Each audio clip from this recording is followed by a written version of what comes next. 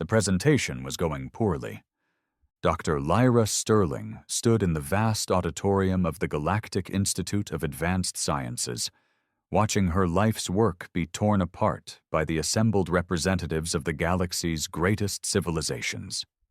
The holographic projection above her showed a small, four-legged robot with oversized optical sensors and a wagging, articulated tail. The laughter started almost immediately.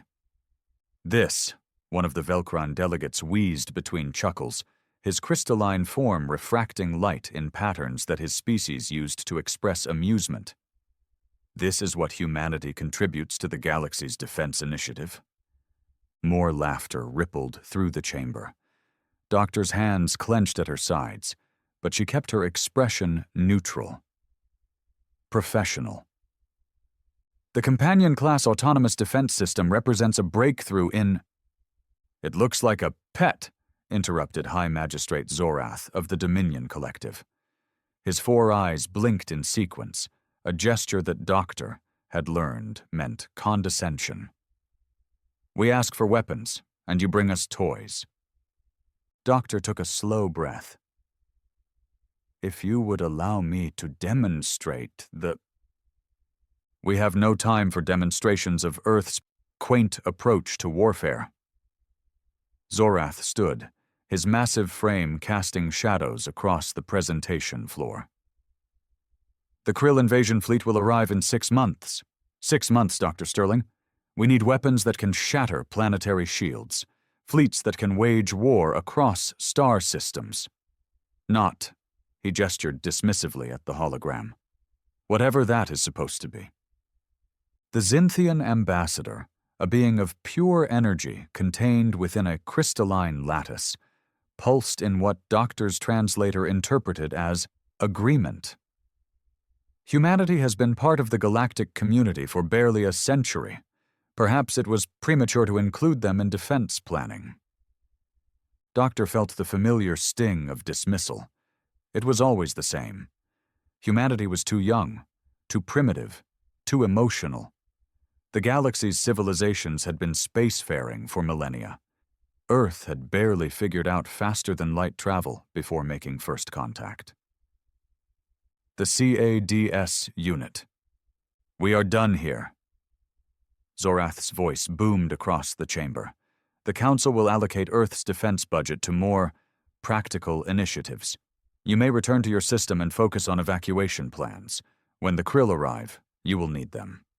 The session ended. Doctor stood alone on the presentation floor as the delegates filed out, many still chuckling about the robot puppy. She looked up at the hologram of her creation, still wagging its tail in the cheerful, disarming way she had programmed it to move. They had no idea what they were looking at. None of them did. "My name is Kalen Vross. I'm a military analyst for the Dominion Collective, and I was there the day Dr. Sterling presented her robot to the Council. I laughed along with everyone else." "I'm not laughing anymore. Let me explain what happened over the next 6 months, because someone needs to document the truth before history buries it under layers of propaganda and revisionism." After the presentation disaster, Earth went quiet. Not unusual. Humanity tended to retreat inward when dismissed by the older civilizations. The Council assumed they were preparing evacuation protocols, maybe building shelters for their 18 billion souls. The Council was wrong. 3 months before the Krill invasion, strange reports started filtering through Dominion intelligence networks. Ships passing through the Sol system reported unusual activity. Massive construction projects in the asteroid belt. Energy signatures that didn't match known human technology. When questioned, Earth's representatives gave vague answers about infrastructure improvements and civilian projects. No one paid much attention. The Krill were coming, and the galaxy was preparing for war on a scale not seen in 3,000 years. The Krill Empire had crushed 17 civilizations in their expansion across the Perseus Arm. Their ships were biological nightmares, grown rather than built, capable of regenerating damage and adapting to any weapon used against them. Their warriors were worse, 8-foot-tall insectoid horrors that could survive in vacuum and tear through military-grade armor with their bare claws. The Dominion had assembled the largest defensive fleet in galactic history, 60,000 warships from 40 different species, all converging on the Threshold Gate, the main entry point into our sector of the galaxy. If we could hold the Krill there, we might have a chance. Humanity sent 12 ships. 12! High Magistrate Zorath didn't even bother hiding his disdain when Earth's contribution jumped into formation at the edge of the defensive fleet. 12 small frigates, barely larger than civilian transport vessels, each with minimal armament visible on their hulls. A token gesture, Zorath muttered in the war room, where I stood attending him. Humanity knows they cannot help, but they send ships anyway to avoid the shame of doing nothing. I nodded in agreement. What else was there to say? The Krill arrived ahead of schedule.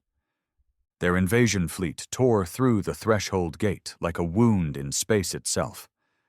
Hundreds of bioships, each one a massive, pulsating organism covered in weapon ports that looked like infected sores. The Dominion fleet opened fire immediately. The battle was chaos. Krill ships didn't maneuver like normal vessels. They moved organically, unpredictably, like a school of fish responding to some invisible stimulus. Our targeting systems, designed for conventional warfare, struggled to track them. Worse, their adaptive armor began shifting almost immediately, hardening against whatever weapon type hit it first. We were holding our own. Barely, when I noticed something strange. The 12 human frigates hadn't fired a single shot. They simply sat at the edge of the battle, engines running but otherwise completely passive. I pulled up their tactical feed, thinking perhaps their systems had failed. But no, all 12 ships were fully operational. They were just waiting. "What are the humans doing?" I asked Zorath. He didn't even look at the display. "Cowering, most likely. Leave them be. We have larger concerns." The battle raged for 3 hours. We lost 800 ships in that time. The Krill lost maybe 40. Their regeneration rates were exceeding our projections, and their adaptive evolution was happening faster than our strategists had predicted.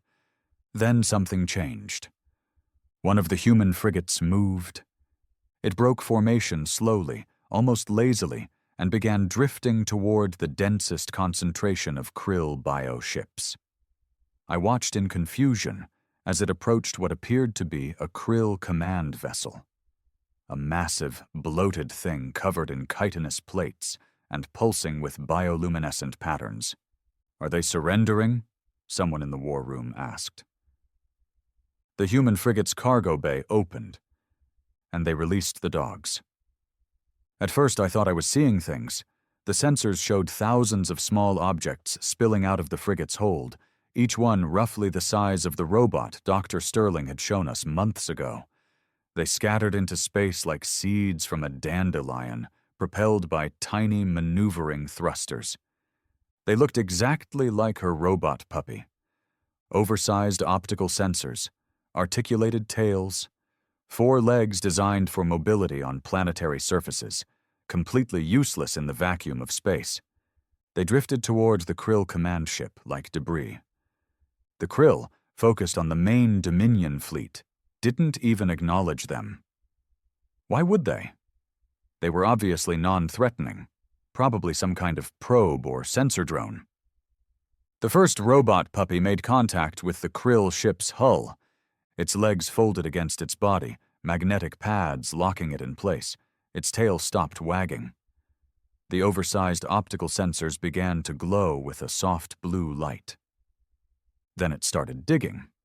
I've seen a lot of weapons in my career. Plasma cannons that can melt through 3 feet of titanium alloy. Kinetic missiles that hit with the force of a small nuclear weapon. Biological agents that can reduce a living being to component atoms.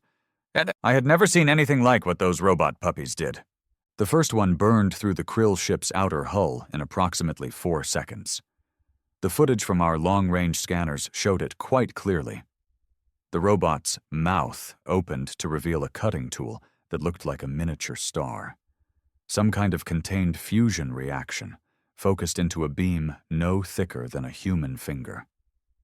It cut through the biological armor like it wasn't even there. The robot puppy disappeared into the hull breach it had created. 5 seconds later, 3 more breaches appeared across the Krill command ship's surface, then 12, then 30. The other robot puppies had made contact and were boring into the ship with terrifying efficiency. What? Zorath leaned forward, his 4 eyes narrowing. What are those things? I didn't have an answer. We didn't have to wait long to find out. The Krill command ship's bioluminescent patterns began flickering erratically. Sections of its hull started convulsing. Then, with no warning, the entire forward third of the vessel simply stopped working. The biological weapons ports went dormant. The propulsion organs seized up. The ship began listing to one side, dead in space. From our external feeds, I saw one of the robot puppies emerge from a hull breach. It paused at the edge, its optical sensors scanning the area, its articulated tail resuming its cheerful, wagging motion. Then it jumped toward the next Krill ship. The tiny thrusters activated, and it began its drift toward a new target. Behind it, dozens more of the robots were emerging from the command ship's hull, each one seeking a new vessel to board. "Pull up the internal scan of that command ship," I ordered one of my junior analysts. The holographic display flickered to life, showing the interior structure of the Krill vessel, or what was left of it. The robots had left the life support systems intact, the crew areas untouched. They had killed the ship without killing the Krill inside it. "Mercy?" Zorath muttered, confused. I shook my head slowly. No. Strategy. Because I had just realized what Dr. Sterling had actually built. The Krill's greatest advantage was their adaptive evolution. Hit them with plasma, and their armor evolved to resist plasma. Use kinetics, and they developed shock-absorbing biological layers. Every weapon we used against them made them stronger in the long run. But you can't evolve against something that doesn't attack you directly. The robot puppies weren't weapons in the traditional sense. They were infiltrators. They didn't fight the Krill ships. They bypassed them entirely, going straight for the internal systems. And because they were small, non-threatening in appearance, and moved in ways that didn't trigger threat responses, the Krill bioship's autonomous defense systems had simply ignored them. By the time the Krill realized what was happening, it was too late. The 11 other human frigates opened their cargo bays. Millions of robot puppies spilled out into space. The battlefield became a swarm. Everywhere I looked, the cheerful little robots were drifting, jumping, propelling themselves toward Krill vessels. The Krill ships finally started trying to defend themselves, using point defense weapons to shoot down the incoming robots. It didn't matter. For every robot puppy they destroyed, a dozen more made it through. The sheer numbers were overwhelming, and the robots were learning. Their movement patterns became more erratic, harder to target. They started using destroyed Krill ship debris as cover, bouncing between wreckage to approach from unexpected angles. Within an hour, 200 Krill ships were dead in space. Within 2 hours, the entire invasion fleet was crippled. The Krill tried to retreat, but the robot puppies had already disabled their jump drives. They were trapped, floating helplessly while the Dominion fleet, stunned but recovering, began mopping up operations. The battle was over. Humanity had won the war with robot puppies. The aftermath was complicated. High Magistrate Zorath insisted on a full debriefing with Dr. Sterling. She arrived at the Dominion flagship 3 days after the battle, looking tired but unsurprised by her sudden elevation to the most important human in the galaxy. I was present for the meeting. Zorath had requested my analysis of the robot puppy's performance, and I had spent 72 hours reviewing every second of combat footage. "How?" Zorath asked simply, his 4 eyes fixed on the small human woman. "How did you know this would work?" Dr. Sterling smiled slightly. "Because you told me it wouldn't." Silence. She continued, her voice calm and measured. "When I presented the CADS system to the Council, every criticism you made was correct from a conventional warfare standpoint. The units are small, lightly armored, and have minimal direct firepower. As weapons, they're useless." "But they're not weapons," I said, understanding dawning. "No," Dr. Sterling agreed. "They're tools. Specifically, they're infiltration and sabotage tools designed to look non-threatening. We studied the Krill for months after the Council dismissed us. We knew we couldn't beat them in a conventional engagement. We don't have the ships, the firepower, or the experience. But we noticed something interesting about their bioships."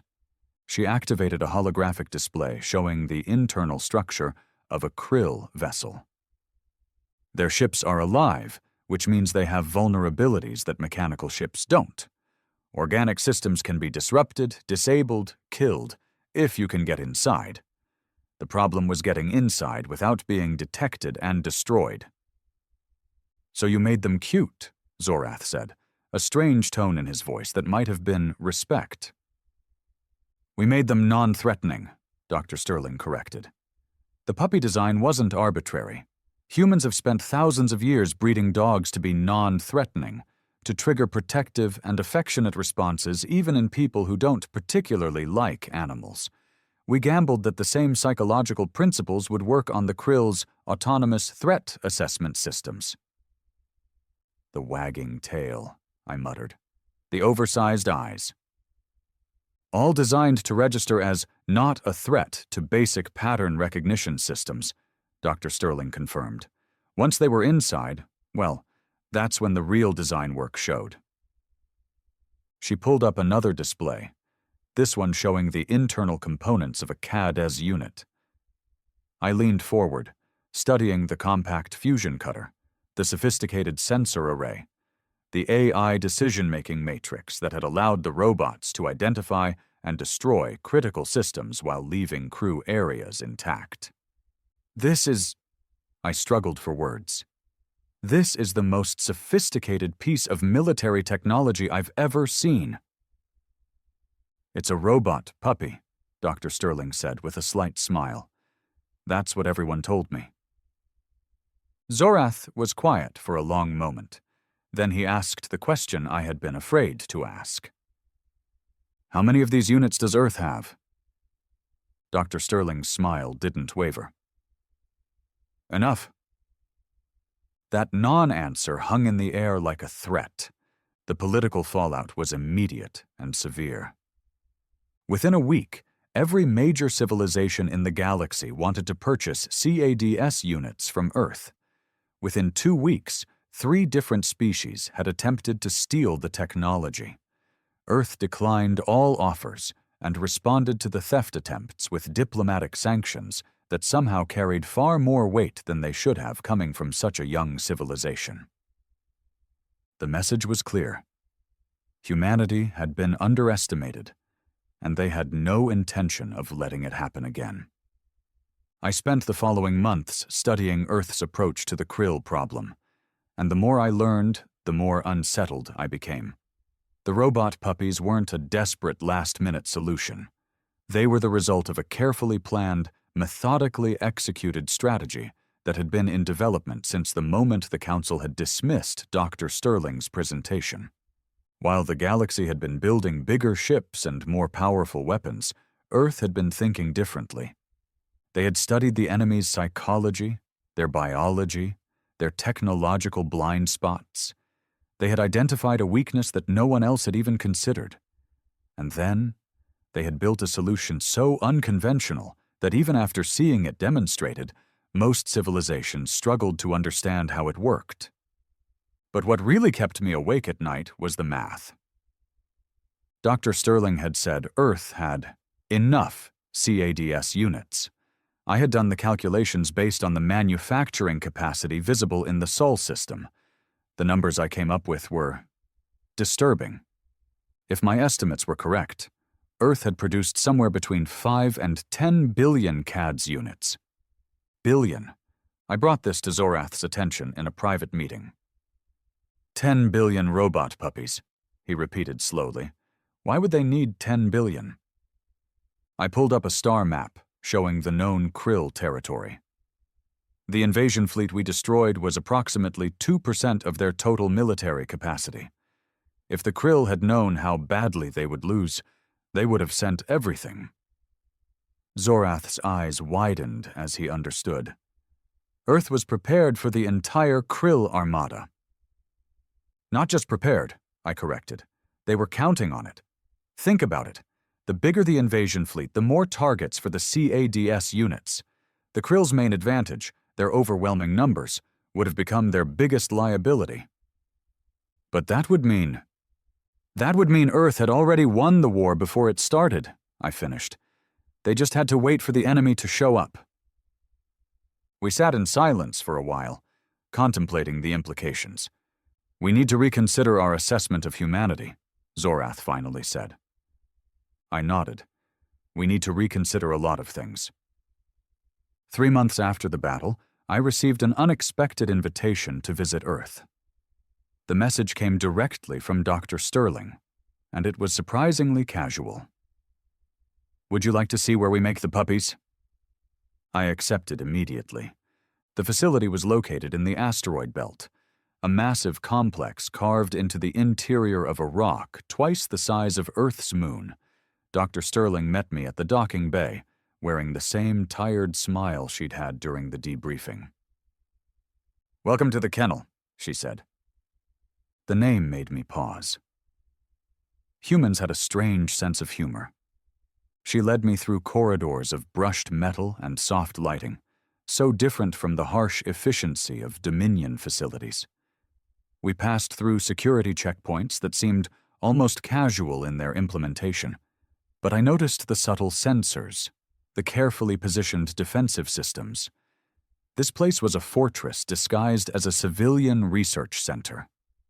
We emerged onto an observation deck overlooking the main production floor. I had expected assembly lines, robotic arms, the usual industrial machinery. What I saw instead looked more like a nursery. Thousands of CADS units were arranged in neat rows across the vast floor. But they weren't dormant or shut down. They were active, moving, interacting with each other in ways that seemed almost playful. Some were practicing jumping maneuvers, their tiny thrusters firing in precise bursts. Others were gathered around holographic displays, their optical sensors tracking complex tactical scenarios. They're learning, I said, stunned. Always, Dr. Sterling confirmed. Each CADS unit has a sophisticated AI core capable of independent learning and decision-making. But they also network with each other, sharing experiences and solutions. Every unit that deployed against the Krill uploaded its combat data to the collective. Now they're all smarter, faster, more effective.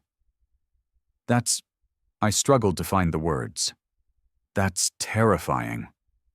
Is it? Dr. Sterling tilted her head. They're designed to disable enemy ships while minimizing casualties. They specifically avoid harming crew members when possible.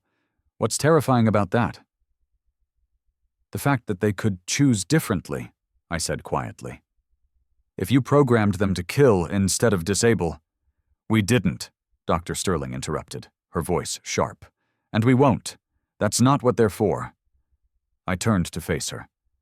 Then what are they for, Dr. Sterling? Really? She looked out at the rows of robot puppies, her expression distant. When I designed the CADS system, I thought a lot about what kind of war humanity wanted to fight. We've spent our entire history killing each other in increasingly horrific ways. When we finally got to the stars and met other civilizations, everyone assumed we'd bring that same brutality with us. Didn't you? I asked. Those robots destroyed an entire invasion fleet. They disabled an invasion fleet, she corrected.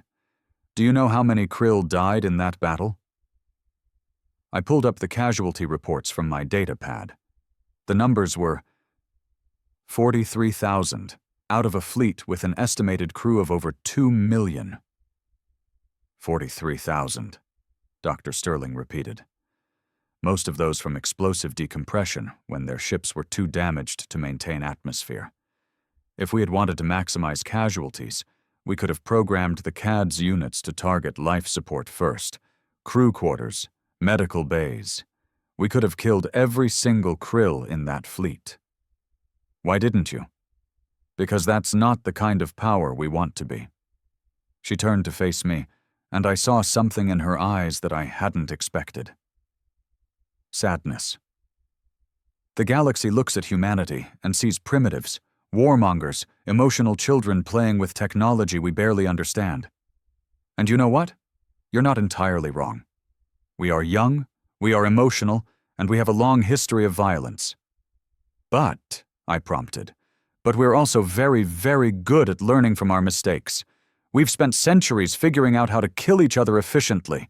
When we finally reached the stars, we decided to spend the next few centuries figuring out how to do the opposite.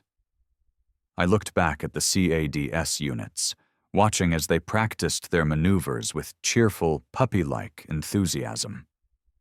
So you built weapons that don't kill. We built tools that win wars without creating the hatred that starts the next one, Dr. Sterling said. The Krill aren't evil. They're an expansionist species following their biological imperatives. They need resources, territory, and they'll take it from whoever is weaker. That's not morality. That's ecology. So you want to… what? Rehabilitate them? We want to change the incentive structure, she said. Right now the Krill expand because conquest is profitable and relatively risk-free. They've never faced an enemy that could stop them without massive casualties on both sides. But now? Now they know that attacking us means losing their entire fleet without us even trying to kill them. I began to understand. You want them to fear waste, not death? We want them to find expansion in other directions more appealing, Dr. Sterling clarified. There's a lot of empty space in the galaxy. No reason we can't all share it if we're smart about it. And if they attack again? Her smile turned cold. Then we'll disable their fleet again, and again, and again, until it becomes so economically catastrophic that they have no choice but to pursue other options. The CADS units don't get tired, don't need morale, don't require food or rest. We can keep this up indefinitely. That's not war, I said slowly. That's behavioral modification on a civilizational scale. Is it? Dr. Sterling shrugged. Or is it just a more efficient form of diplomacy? I stayed on Earth for 3 weeks, observing the CADS production facilities, interviewing the human engineers and strategists who had developed the system.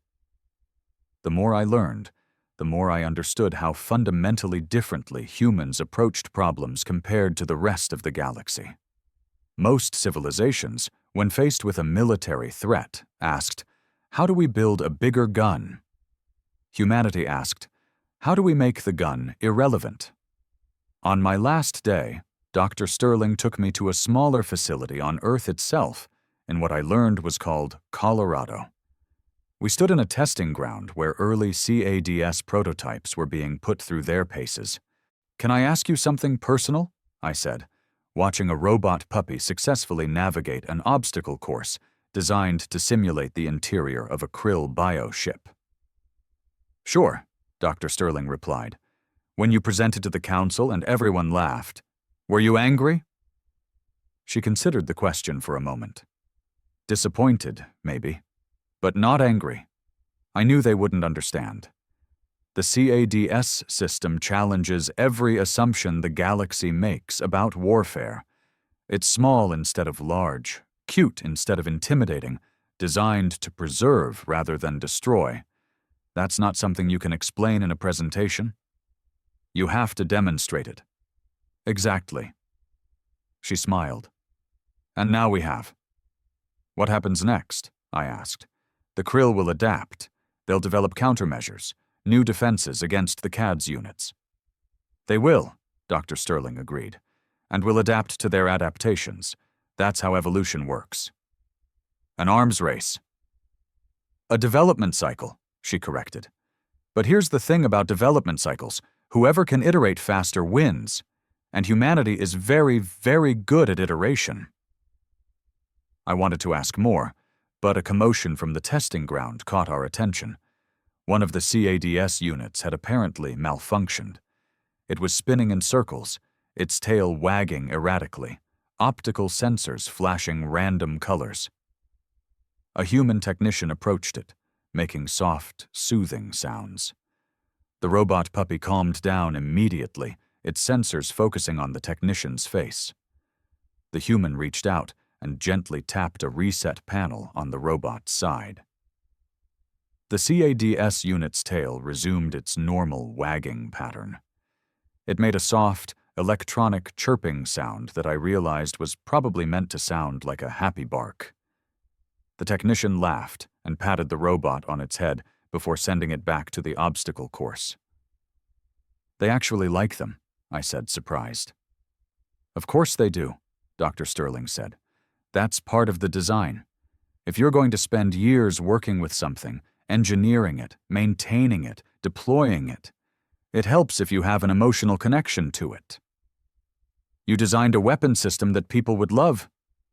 I designed a tool that people would want to use responsibly, she corrected. There's a difference.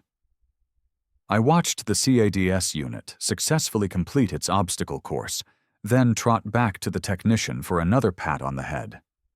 The scene was so absurd, so utterly disconnected from military operations as I understood them, that I started laughing.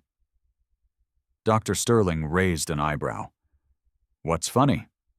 Everything, I said, still chuckling. All of this. The fact that the most effective military system in the galaxy is a robot puppy that people pet like it's a real dog. The fact that you won a war by making your weapons adorable.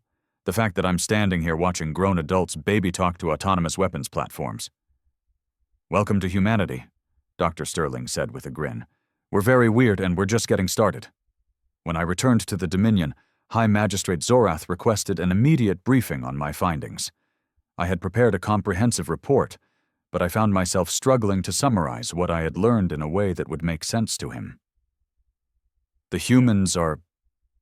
I paused, searching for the right words. They're playing a different game than the rest of us. Explain, Zorath demanded. Every civilization in the galaxy approaches warfare as a problem of force, I said. We build bigger ships, more powerful weapons, stronger shields. We measure military might in megatons and terawatts. The humans looked at that entire paradigm and asked, what if we just didn't? They have weapons, Zorath pointed out. Very effective weapons. Do they? I pulled up footage of the CADS units in action. These aren't weapons in the traditional sense. They're more like surgical instruments. Precise, targeted, designed to achieve a specific outcome with minimal collateral damage. They disabled an entire invasion fleet.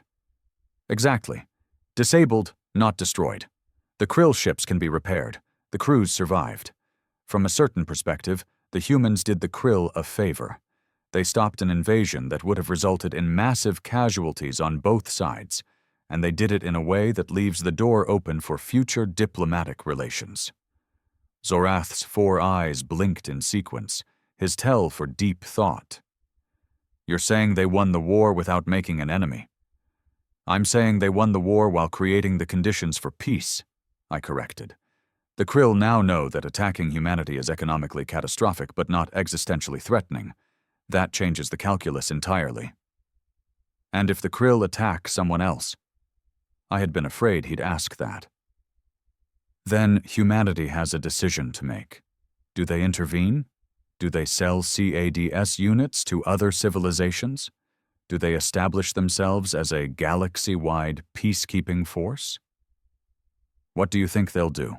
I thought about Dr. Sterling's tired smile, her careful emphasis on the CADS unit's non-lethal capabilities. the way human technicians treated the robots like beloved pets. I think they'll do whatever causes the least suffering, I said.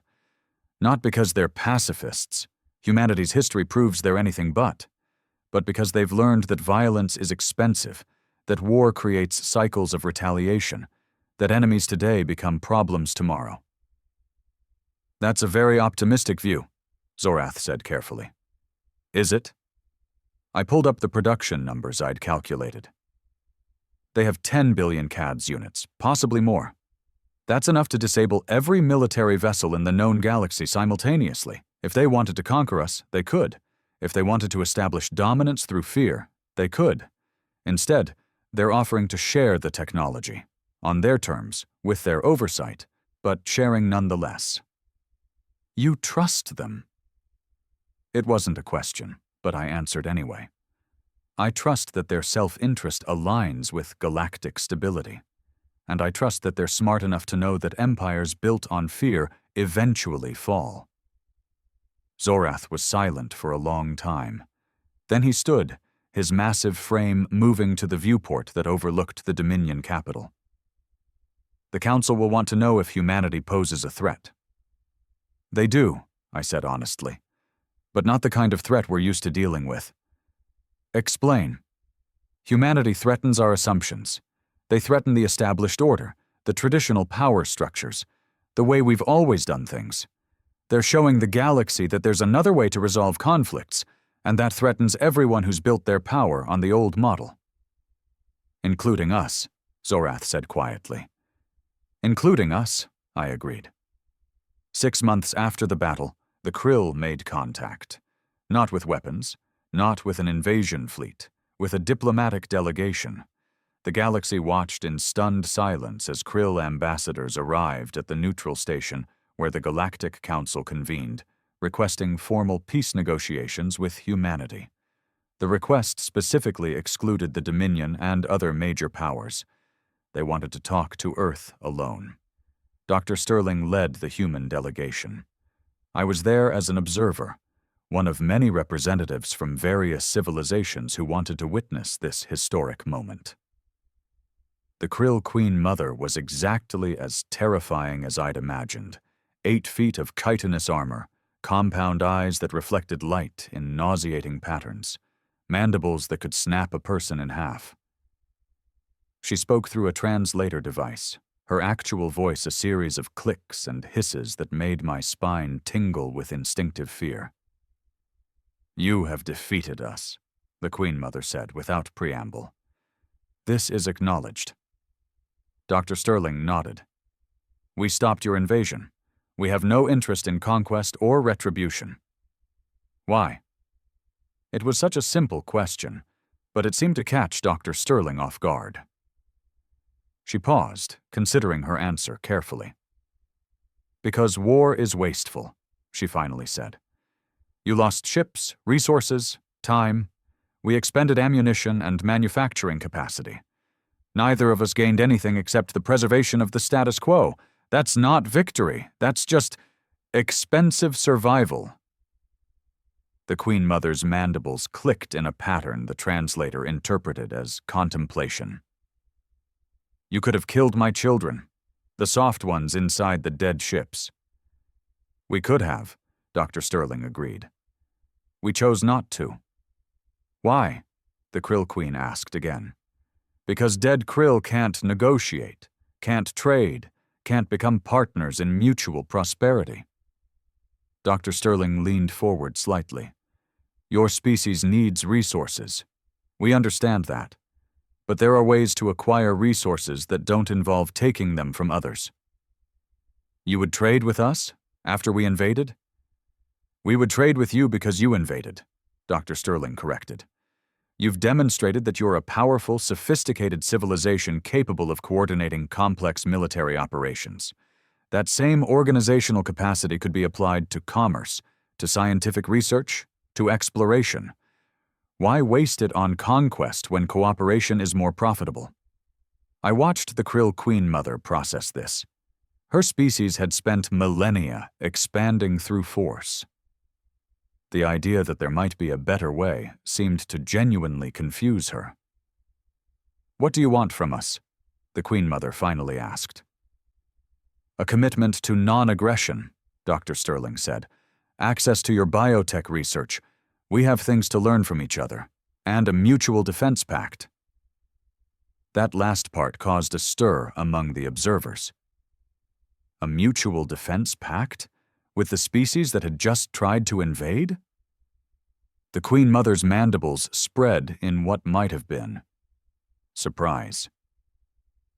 "You would defend us if you were attacked by another power?" "Yes." Dr. Sterling pulled up a holographic star map. "The galaxy is large. There are threats out there that none of us have encountered yet. It makes sense to establish relationships with potential allies before we need them." "You think in long spans," the Queen Mother observed. "We think in centuries," Dr. Sterling agreed. "It's a human trait. We're very bad at short-term planning, but surprisingly good at long-term strategy." The negotiations continued for 3 days. I watched, fascinated, as Dr. Sterling slowly, methodically converted what should have been a surrender ceremony into a trade agreement, a cultural exchange program, and yes, a mutual defense pact. The galaxy's power structure was shifting, and most of the traditional powers hadn't even noticed yet. 1 year after the battle, I was promoted to Senior Strategic Analyst for the Dominion, largely because I was one of the few officials who understood what humanity was actually doing. My new role involved monitoring Earth's growing network of alliances and trade partnerships. It was terrifying. In just 12 months, humanity had established formal relations with 17 civilizations, including 3 that had never engaged with the Galactic Council before. They were building a parallel power structure, one based on mutual benefit rather than hierarchical dominance, and they were doing it with robot puppies. I discovered that Earth had started sharing CADS technology with their trade partners, not the full systems, but enough to develop effective defensive capabilities. Every civilization that allied with humanity received a gift: the ability to defend themselves without relying on the traditional military powers. "They're undermining us," Zorath said during one of our strategy sessions, "making us irrelevant." "Not irrelevant," I corrected. "Just not necessary. There's a difference." "How do we respond?" I had been thinking about that for months. We adapt, or we become obsolete. "You're suggesting we follow their model?" "I'm suggesting we learn from it," I said. "Humanity has shown that power doesn't have to come from the ability to destroy. It can come from the ability to protect, to facilitate, to create frameworks for cooperation. That's not the Dominion way." "Maybe it should be," I said quietly. Zorath looked at me for a long moment, his 4 eyes unreadable. Then he did something I'd never seen him do before. He laughed. Not the mocking laughter he'd shared during Dr. Sterling's original presentation, but genuine rueful amusement. "They've gotten to you," he said. "The humans. You think like them now?" "Maybe," I admitted. "Or maybe I just see what's coming, and I want the Dominion to survive it." "And what's coming, Analyst Vross?" I pulled up the latest intelligence reports, showing Earth's expanding network of alliances, their growing economic influence, their increasingly sophisticated diplomatic efforts. "A new galaxy," I said. "One where robot puppies are more powerful than warships, where the ability to disable is more valuable than the ability to destroy, where a species that we dismissed as primitive is quietly, methodically, building a better system than the one we've maintained for millennia." "You make it sound inevitable." "It is," I said. "Because they've figured out something we never did, that in the long run, cooperation is always more profitable than conflict. They've built a system where everyone wins except the people who insist on fighting." Zorath was quiet for a long time. Finally, he stood and walked to the viewport overlooking the Dominion capital. "Contact Dr. Sterling," he said. "Tell her the Dominion requests a formal meeting to discuss trade opportunities." I felt something in my chest unclench. "Yes, sir." As I turned to leave, Zorath called out, "And Vross, ask her if she has any more of those robot puppies. I find myself curious about them." I smiled. "I'll ask." 2 years after the battle. Dr. Sterling retired from active diplomacy, though she remained an advisor to Earth's government. I attended her retirement ceremony, held at the Kennel facility in the asteroid belt. Thousands of CADS units were arranged in formations across the observation deck, their optical sensors all focused on the small human woman who had created them. As she approached the podium, they began wagging their tails in perfect synchronization, a touching gesture that somehow didn't seem ridiculous despite involving autonomous weapons platforms. "When I built the first CADS prototype," Dr. Sterling began, her voice soft but carrying across the vast space, "I was thinking about my daughter. She was 5 years old then, and she kept asking me why I couldn't just make the aliens be nice to each other." Gentle laughter rippled through the crowd, and I realized she was right. Not about making people nice, you can't force that, but about finding ways to make conflict expensive and cooperation profitable, about building systems that rewarded the behavior we wanted to see. She looked out at the rows of robot puppies. "These little guys aren't just weapons. They're a statement that humanity chooses to solve its problems with intelligence rather than brute force, with precision rather than overwhelming firepower, with an eye toward the future rather than just the immediate conflict." Some people called them useless, cute toys that couldn't possibly work against real military threats. And you know what? They were right to be skeptical, because the CADS units only work if you're willing to think differently about what winning actually means. She paused, her eyes scanning the crowd until they found me. She smiled. "Winning isn't about destroying your enemy. It's about creating a situation where your enemy chooses to become your partner, where conflict becomes cooperation, because that's the rational choice, where everyone looks at their options and decides that peace is simply more profitable than war." The CADS unit's tails wagged faster. "So thank you," Dr. Sterling said. "Thank you for trusting in a crazy idea, for believing that robot puppies could change the galaxy, and for proving that sometimes the most powerful weapon is the one that makes people laugh, right up until they realize it's already won." The ceremony ended with a demonstration. 100 CADS units performed a synchronized routine, spinning, jumping, their fusion cutters creating patterns of light in the air. It was beautiful, absurd, and terrifying all at once. I found Dr. Sterling afterward, standing alone near one of the viewports. "It worked," I said simply. "Of course it worked," she replied with a tired smile. "I ran the numbers." "That's not what I mean. The CADS units, yes, but everything else. The alliances, the trade networks, the fundamental shift in how the galaxy approaches conflict. You changed everything." "We changed everything," she corrected. "It wasn't just me. It was every human who saw the presentation and didn't laugh. Everyone who believed that there had to be a better way. Everyone who was willing to try something new, even when the traditional powers said it was impossible." "The traditional powers are changing too," I said. "The Dominion is developing its own non-lethal defense systems. The Xinthians are working on diplomatic frameworks based on Earth's model. Even the Velcrans, who laughed the loudest at your presentation, are requesting technical consultations." "Good," Dr. Sterling said. "That's what I wanted. Not to make humanity dominant, but to make the galaxy better, safer, more cooperative." "You succeeded." "Maybe," she said. "Or maybe we just bought ourselves some time. The universe is big, and there are threats out there we haven't encountered yet. But at least now when we face them, we won't have to face them alone." One of the CADS units approached us, its tail wagging cheerfully. Dr. Sterling reached down and patted its head. even though I knew the robot couldn't actually feel the gesture. "You really do love them?" I said. "Of course I do," she replied. "They're good dogs."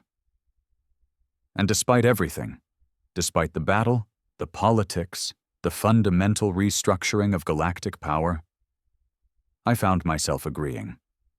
They were very good dogs indeed. 5 years after the battle, the Krill-Human Alliance announced a joint exploration mission to the galactic rim. The Dominion, now a junior partner in Earth's expanding network of alliances, contributed ships and personnel. The Xinthians provided sensor technology. The Velcrans, still trying to live down their initial dismissal of the CADS system, offered to fund the entire operation. I was assigned as the Dominion's representative on the mission. Dr. Sterling's daughter, now a young woman studying xenobiology, was part of the science team. She had the same tired smile as her mother, the same way of looking at problems from unexpected angles. On the day we departed, I stood on the bridge of the joint operation vessel Harmony, a name that would have been unthinkable 5 years ago, watching as the fleet assembled. Krill bioships flew in formation with human frigates, Dominion cruisers, Xinthian research vessels, and escorting the entire fleet, like a swarm of protective insects, were 10,000 CADS units. "Still laughing?" a voice asked. I turned to find Dr. Sterling's daughter smiling at me. "No," I admitted. "I learned my lesson about laughing at robot puppies." "Good," she said, "because we've been working on CADS too." I felt a chill run down my spine. "What does CADS 2 do?" Her smile widened. "You'll see. But don't worry, it's even cuter than the original." As the fleet jumped into hyperspace, heading toward unknown regions of space, I found myself thinking about that day in the council chamber when a small human woman had presented her robot puppy to a galaxy that wasn't ready to understand it. We had laughed. We had been so wrong. And in our wrongness, humanity had found an opportunity. Not to conquer, not to dominate, but to lead by example.